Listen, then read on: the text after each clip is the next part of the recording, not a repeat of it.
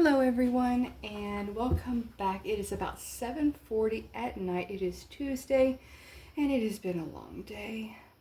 I didn't have things go to plan today, so I need some comfort food. I don't know about y'all, but when I think of comfort food, I usually think of something sweet, and I have contemplated something sweet I could bring to this channel since I do run a bakery business and I don't give out my recipes.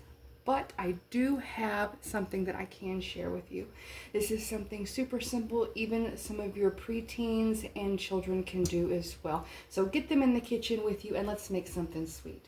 So we're gonna get a bowl, and yes, it is stained. Guess what? It's well loved. It's clean. So what we're gonna do, I'm not gonna measure everything today because I pre-measured a few things. Grab some ingredients from my shop. So it's in big, huge containers, and so I'm not dragging those out tonight. It is late. I want something comforting. So we're going to get a bowl, and we're going to put that right here because we're going to start mixing some ingredients. Before we do that, we are going to get a couple pie pans out because I don't know where my 9x13 pan is, and I want to make a double batch of this. So we're going to open up some butter. Yes, I use salted. I don't have to put salt in the recipe if I use salted. Imagine that. So I'm going to take out some butter, and I'm going to put a stick of butter in each one of these pans. Each one of these pans is a batch of what I am doing. You can double the batch and put it in a 9x13 pan. You can make a single batch, put it in an 8x8 pan. It'll get tall. Or you put it in a 9x9 pie dish. Whatever you got works as long as it's oven safe, you know. So we're going to take and open up. Yes, my hands are clean. Don't come at me. And just put a stick of butter in each one of these. And we are going to put those in the oven. It is already preheated, so I'm just going to let them sit in there while I am getting this recipe together. So first thing we're going to do is we're going to put in, I have two bowls up here, the orange one and the yellow. Those are my son's bowls that he has used on occasion, so I use them to measure a few things out. Each one of these has a cup of sugar in it. So we're going to take one of these and dump it in. We're going to do this one recipe at a time so it's even. This right here, I use these almost religiously. Bags don't ever shut right. There's stuff leaking out when it's flour. It gets messy in my cabinets. So we like ice cream, so that works. We get these big tubs of ice cream for parties and such, and I keep the container. They last longer than you think. And you're reusing plastics. There you go. So I'm going to open this up. This is self-rising flour. You can also look up a recipe to make your own self-rising flour, but you need a cup of this in here with your sugar. And while I do that, I'm going to tell you guys a story. I was so interested whenever I went to the store one time. I got self-rising flour, bread flour, and all-purpose flour. All on the same trip, because I had lots I was doing. I was working on maybe learning to make bread and everything else. And I had a young lady behind the counter was shocked to learn there's different types of flour. I'm like, that's a good teaching opportunity. And so we had a conversation. So never be afraid to learn something. You're also going to get milk. I use whole milk here. It has the best richness and flavor. I don't worry about calories. This is a dessert. So what we're going to do is we're going to pour out a cup of milk. So for those following along, that is a cup of milk, a cup of sugar, and a cup of self-rising flour. And again, if you need a recipe, go grab you one. I might, if I think about it, put it in the comments below to where you can grab it if you need it. But it's pretty easy just to go grab. So you just mix all this together.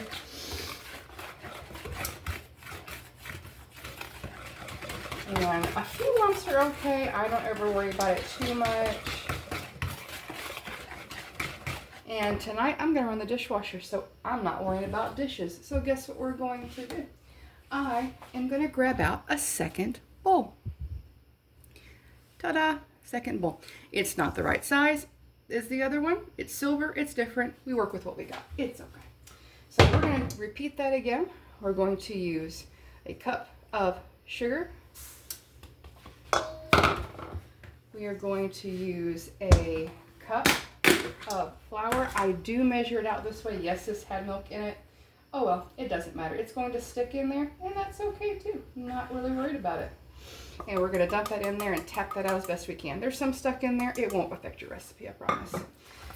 And I don't usually worry about wet versus dry measuring cups.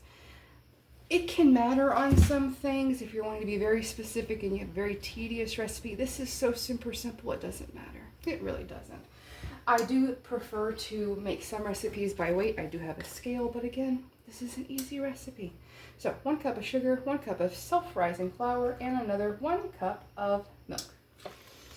Alrighty, so we're going to snatch this over. See how there's still some lumps in there? It is okay. If you want to get those lumps out, you can. It really doesn't matter. So we're going to switch over here, and we're going to start doing that. And get all this together. And what we're waiting on in the oven is for that butter to completely melt, or at least for the most part. If there's a small sliver, you can pull it out, and we can tend to it here in a minute. But as I said, your oven should be preheated to 350 degrees. Get 1, 2, or how many batches you want. I will say that the 2 batches combined do fill up a 9 by 13 pan beautifully. We're done with those, we're done with this, and I will be right back with my pie pans when the butter melted. All right, and my butter is just about melted, so we're gonna start pulling these out. And I will show you where I kind of let my butter get to.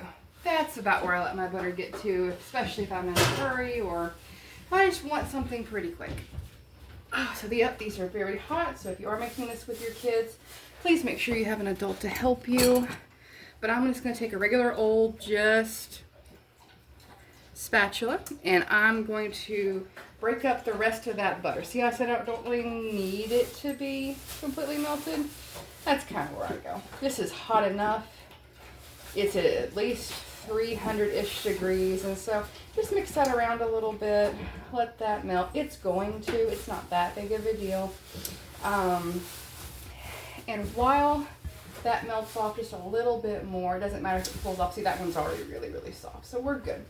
But as that's melting the rest of the way, we are going to do apple cobbler tonight. This is my homemade apple pie filling that I did, and you can see how they're in little bitty squares. I did do that with this device. Again, if you've watched a couple of my other videos, you may have seen it. I did use this attachment, and it's really wonderful. All I did was I bagged up portions of it and I put it in the freezer. This is another thawed one, either in case we need some more or if you just want to eat it on ice cream or something. It's really, really good with caramel and whatnot. But this looks pretty good for what we need to do. So what we're going to do is we're going to take each one of these bowls and pour it in here. Again, do not worry about the clumps. It will be okay. And we're going to just scrape all that out, make sure that we get it all in there. And just don't stir it. See those videos that say don't stir it? Don't stir it. It's okay.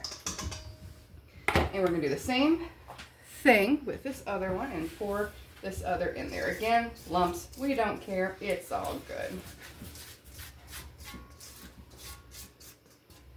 Get all that in there. So I'm going to pull this over and get them into the sink. And then we're going to start dishing out our apples. Now this is the fun part for me. You just dish them out kind of where you want them.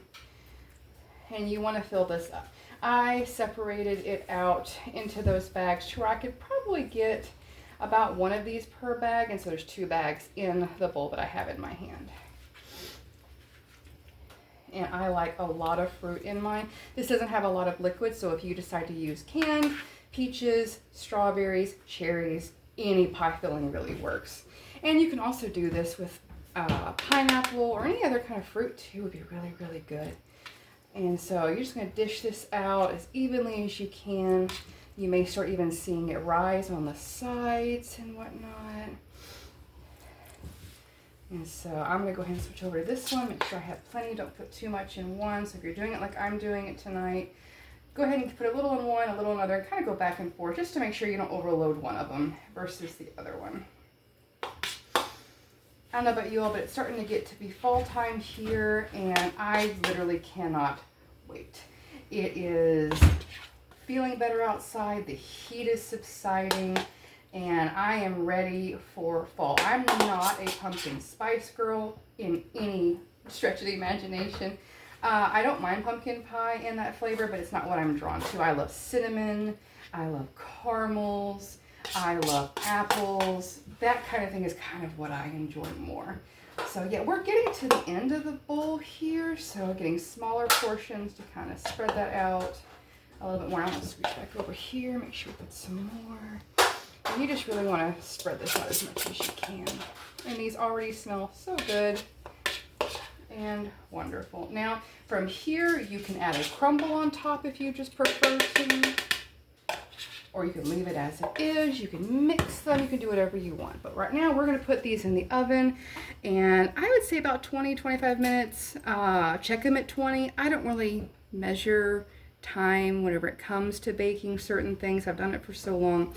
It's real life. We're going to put them in until it looks right. You're looking for a browning on top. You want to be able to take in the middle like where this is and pull it apart, and it needs to look bready. It doesn't need to look doughy or runny in any way. So I'll be back with you when these come out of the oven and I will show you. And we're back. And it is sizzling. It smells wonderful in here. And I may have been off on about 25 minutes off, so this took about 45 minutes for them both to get done. So just keep an eye, anywhere between about 40 to 50 minutes depending on your oven, should be plenty.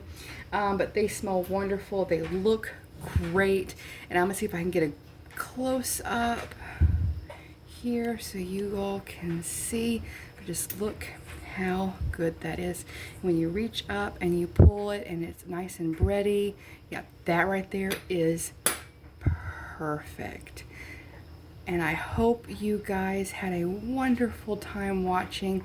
And if you guys have any questions or comments, please remember to be kind and enjoy. Thank you, and you guys have a great night.